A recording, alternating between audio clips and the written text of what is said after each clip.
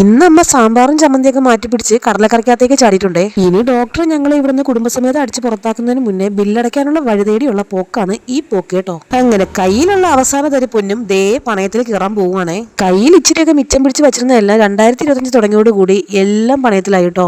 പിന്നെ ദൈവത്തിന്റെ കൃപ കൊണ്ട് നാട്ടിലെ കടകളിൽ സ്വർണ്ണത്തിനേക്കാൾ കൂടുതൽ മുക്കുമുണ്ടം ഉള്ളതുകൊണ്ട് കുഴപ്പമില്ല, അഡ്ജസ്റ്റ് ചെയ്യാം.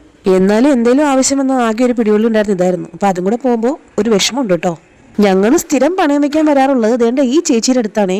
ഈ ചേച്ചിക്കാകുമ്പോൾ വളരെ കൃത്യമായിട്ട് അറിയാം ഞങ്ങൾ വയ്ക്കാറേ ഉള്ളൂ, എടുക്കാറില്ല എന്ന്. തിരിച്ചു വരുന്ന വഴി നമ്മളെ വീഡിയോ കാണുന്ന ഒരു സുന്ദരി കുട്ടിയെ കണ്ടു കേട്ടോ. വരുന്ന വഴിക്ക് തന്നെ ഞാൻ ഫുഡൊക്കെ മേടിച്ചോണ്ട് വന്നായിരുന്നേ. പിന്നെ അതൊക്കെ വന്നിട്ട് ഞങ്ങൾ എല്ലാവരും കൂടി ഒരുമിച്ചിരുന്ന് കഴിച്ചായിരുന്നു കേട്ടോ.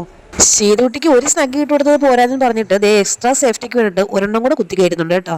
2 മണിക്കൂർ കഷ്ടപ്പെട്ട് ഈ ലോകത്തുള്ള സകല ഗായകരുടെയും പാട്ടെടുത്ത് ഒരു അലക്കലക്കിയിട്ടും കൊച്ചിന് ഉറക്കമില്ല. ദേണ്ട ഇച്ചിരി ഒന്ന് കുറവായതിന്റെ എല്ലാം ഈ കാണുന്നുണ്ട് കേട്ടോ. ഭയങ്കര കളിയും ഓട്ടമാണ് ഇപ്പോ.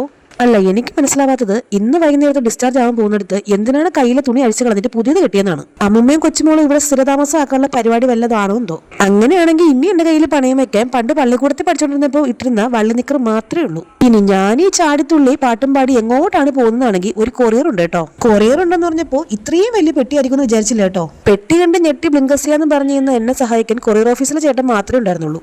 അങ്ങനെ അവസാനം ഒരുവിധം പെട്ടിയും തൂക്കി ഞങ്ങളിത് റൂമിൽ എത്തിയിട്ടുണ്ട്. ഈ പെട്ടി എനിക്കൊരു പാരയാകുമെന്ന് ഞാൻ കരുതിയില്ല കേട്ടോ. പെട്ടി പൊട്ടിക്കാൻ പ്രത്യേകിച്ച് സിസ്റ്റേഴ്സ് ഒന്നും ഇല്ലാത്തതുകൊണ്ട് കൈ കിട്ടിയൊരു സ്പൂൺ വെച്ച് കുത്തി പൊട്ടിക്കാന്ന് വിചാരിച്ചു. വെറുതെ കടക്കാർ കുറെ സിസ്റ്റേഴ്സ് ഒക്കെ ഇറക്കി വെച്ച് സ്പൂണ് അത് മതി, അതിന്റെ ആവശ്യം ഉണ്ടായിരുന്നുള്ളൂ. ഇനി പെട്ടിക്കുള്ളിൽ എന്തായിരുന്നു എന്ന് വരും ദിവസങ്ങളിൽ പറയാട്ടോ. പിന്നെ കുളിച്ച് ഡ്രസ്സൊക്കെ മാറിയതിനു ശേഷം അടുത്ത അജണ്ട എന്ന് പറയുന്നത് ശീതകുട്ടിക്ക് ഫുഡ് കൊടുക്കലാണേ. ഈ ഹോസ്പിറ്റലിൽ കിടക്കുന്ന പേഷ്യന്റിനെ എല്ലാം ഒറ്റയ്ക്ക് നോക്കണമെന്ന് ഡോക്ടർ എന്നോട് പറഞ്ഞാൽ അതെനിക്ക് വളരെ ഈസി ആയിരിക്കും. എന്നാലും ശീതകുട്ടിക്ക് ഫുഡ് കൊടുക്കല് എന്റെ അമ്മേ. അപ്പൊ ചാനൽ സബ്സ്ക്രൈബ് ചെയ്യാൻ മറക്കരുത് കേട്ടോ.